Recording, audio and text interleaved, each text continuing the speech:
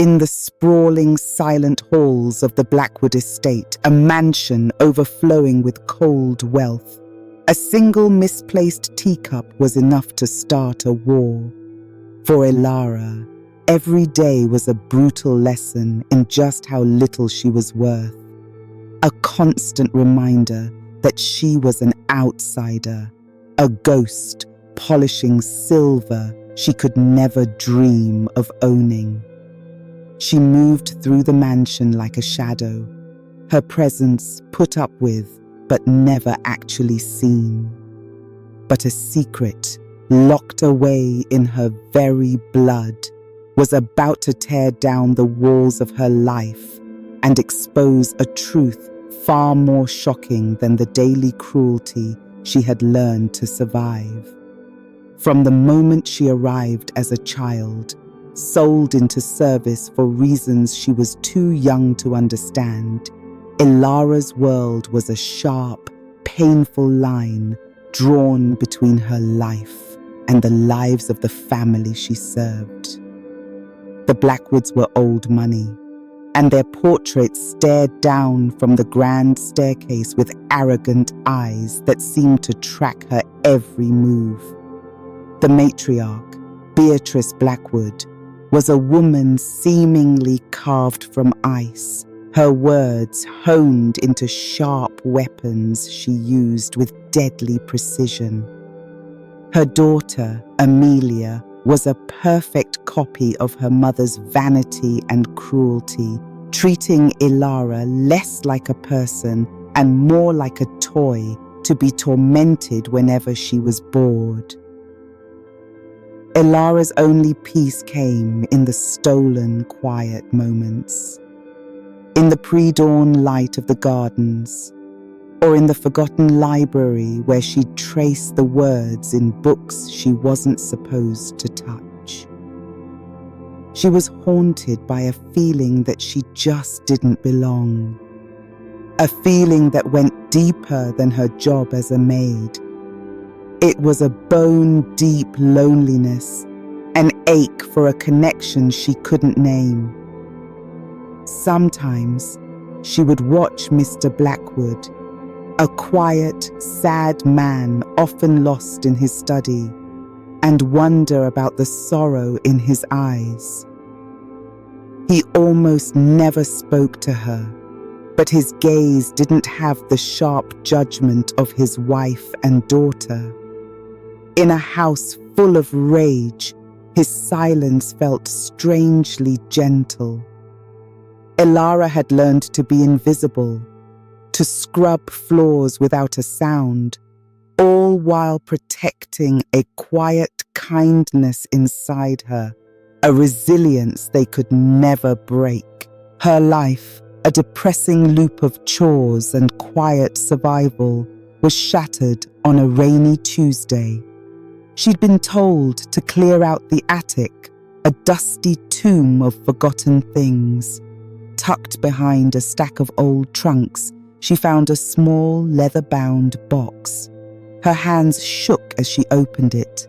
Inside, lying on faded velvet, was a photograph of a baby with a big, toothless smile.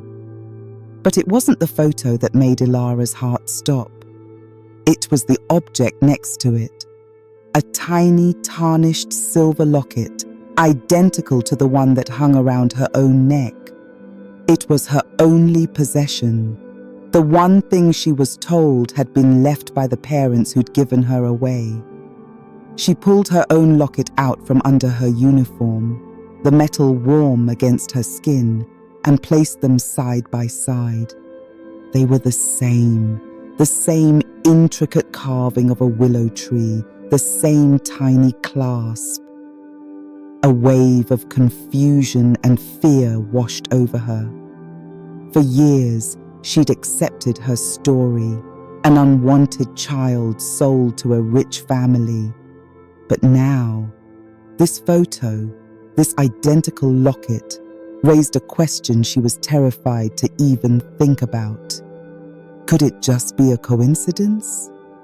Or was this a clue to a life that had been stolen from her? That night, She didn't sleep, her heart pounding against her ribs, clutching the 2 lockets in her hand like a prayer. That discovery lit a small, dangerous fire inside Elara. She started watching the family with new eyes, desperately searching for answers in sideways glances and half-heard conversations. She finally worked up the courage to talk to the estate's old groundskeeper, a man who had worked for the Blackwoods for over 40 years. When she carefully asked about the family's past, he went quiet, his eyes filling with a sad pity. He told her about a tragedy from long ago, a baby girl born to the Blackwoods, a daughter named Lillian, a daughter who, they all said, had died just days after her birth. He said the loss had broken something in Mr. Blackwood and turned Beatrice's heart to stone. Elara's quiet search didn't go unnoticed.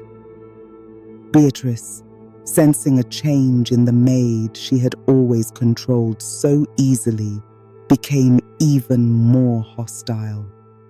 The verbal abuse got worse, the chores more punishing. Amelia, taking her cues from her mother, took the torment to a new level. One evening, as the family was getting ready for a huge dinner party, Amelia accused Elara of stealing her diamond earrings, planting them in Elara's small room for everyone to find. She screamed for her parents, her face a perfect mask of fake tears and outrage, demanding Elara be thrown out onto the street. Beatrice was ready to call the police, her eyes lit up with a look of cruel satisfaction. But as Elara stood there, shaking while trying to deny it, her locket slipped out from under her collar. Mr. Blackwood, who had been watching the whole scene with a tired look on his face, froze. His eyes locked onto the small silver pendant. He stepped forward, his voice uncharacteristically firm. "Where did you get that?" he asked, his voice shaking as he stared at the locket. It was the willow tree, the design he had specially commissioned for his firstborn daughter, Lillian, a matching set to one he had given his wife. Elara, with tears streaming down her face, stammered that it was the only thing she had from her parents. The room fell into a thick, suffocating silence. Amelia's accusations died in her throat. Beatrice just stared, her face turning pale with confusion and a dawning horror. For the first time, Mr. Blackwood truly looked at Elara, at the shape of her eyes, the curve of her smile, and saw the faint echo of his own mother in her face. Ignoring his wife's frantic protests, he made a decision that would change everything. With an authority no one had heard in years, he declared they were getting a DNA test. For Elara, the wait for the results was agony. She was trapped between the life of service she'd always known and the impossible dream that she might actually belong somewhere. The day the results arrived, the air in the Blackwood drawing room was thick enough to choke on. The family lawyer stood before them, holding a manila envelope. Elara stood near the door, feeling as small and invisible as ever. Beatrice sat perfectly still on the sofa, her hands clenched into fists. Amelia paced back and forth, while Mr. Blackwood just stared into the unlit fireplace, his face a mask of grief and hope. The lawyer cleared his throat and read the report. The words echoed in the silent room, each one a hammer blow shattering their world. The test was a 99.9% positive match. Elara was the biological daughter of Richard and Beatrice Blackwood. A strangled gasp escaped Beatrice's lips. The woman who had spent 2 decades making a poor maid's life hell had been torturing her own flesh and blood. The full truth came rushing out. Amelia wasn't their daughter. The lawyer's investigation had uncovered an old hospital record that revealed a swap at birth, planned by a nurse with a grudge against the wealthy family. Amelia was that nurse's child. Elara was Lillian Blackwood, the baby they thought they had buried 20 years ago. The shock was followed by a wave of gut-wrenching emotions, anger, betrayal, and a deep grief for the years that had been stolen from them all. The aftermath was pure emotional chaos. Elara, now Lillian, felt like a stranger in her own skin. She wasn't just a maid anymore, but she didn't feel like a Blackwood either. She was a girl caught between 2 worlds, struggling with an identity that had just been dropped on her. She would look at Beatrice, the woman who was her mother, and could only see the face of her abuser. She felt a deep, aching sadness for the little girl who had grown up completely unloved in her own home. Guilt consumed Mr. Blackwood. He desperately tried to connect with her, bringing her gifts and telling her stories of the family she never knew, his voice thick with regret. But the bond that should have been natural was now a giant canyon they had to figure out how to cross. Beatrice completely fell apart. Faced with the horror of her own actions, she retreated into a world of silence, unable to look at the daughter she had so thoroughly despised. Amelia's world was destroyed even more completely. Stripped of her name, her money, and her entire identity, she lashed out with rage and denial before finally leaving the mansion, unable to face the truth of where she came from. The grand house, once a symbol of power, became a house of ghosts, haunted by what-ifs and the crushing weight of 2 decades of lies. Months turned into a year. Healing was a slow, painful journey. Lillian, as she now chose to be called, didn't magically become a poised heiress overnight. The scars from her past ran deep. She found it hard to accept simple kindness, and the feeling of being an imposter lingered. Yet slowly, she started to build a new life. She forged a fragile, tentative relationship with her father, finding common ground in their shared quiet nature and a love for the estate's gardens.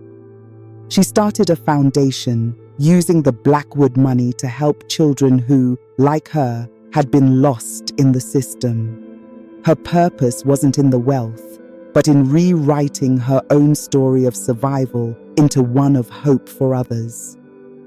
Beatrice eventually started therapy, taking the first small steps on a long road to make amends, though her relationship with her daughter remained strained and incredibly complex. Lillian discovered that her real identity wasn't something a DNA test could give her, but something she had to build for herself.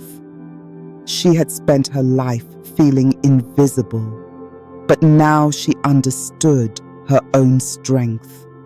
She had survived the cruelty. She had uncovered the truth, and she had finally found her own sense of belonging, not in the Blackwood name, but in the quiet resilience of her own heart. Lillian's story is an incredible reminder that our circumstances don't define our true worth. If you were moved by her journey, please like and share this video and subscribe for more powerful stories about the resilience of the human spirit.